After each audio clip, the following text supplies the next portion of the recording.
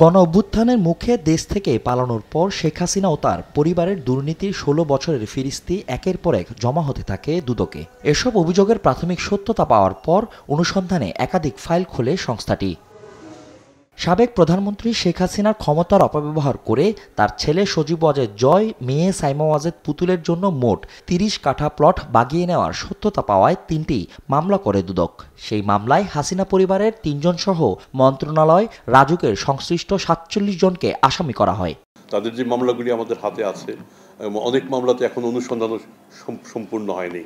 যেগুলি হয়েছে সেগুলি আমরা আমাদের মতো করে এগিয়ে নিয়ে যাচ্ছি। আপনারা আমাদের যেরকম সচেতন করেন সেরকম আদালতগুলিকেও আমাদের প্রতি এবং আপনাদের প্রতি একটু সংবেদনশীল হওয়ার কথা বলেন, তাহলে হয়তো এই কাজগুলি দ্রুত এগিয়ে যাবে। ঢাকার বিশেষ জজ আদালত ৫-এর বিচারক মোহাম্মদ আবদুল্লাহ আল মামুন বৃহস্পতিবার এই রায় ঘোষণা করবেন। রায়ে আসামিদের যাবজ্জীবন কারাদণ্ড আশা করছে রাষ্ট্রপক্ষ ও দুদক। এর আগে ২৩ নভেম্বর রাষ্ট্র ও আসামিপক্ষের যুক্তি উপস্থাপন শেষে ৩ মামলার রায় ঘোষণার জন্য ২৭ নভেম্বর দিন ধার্য করে আদালত।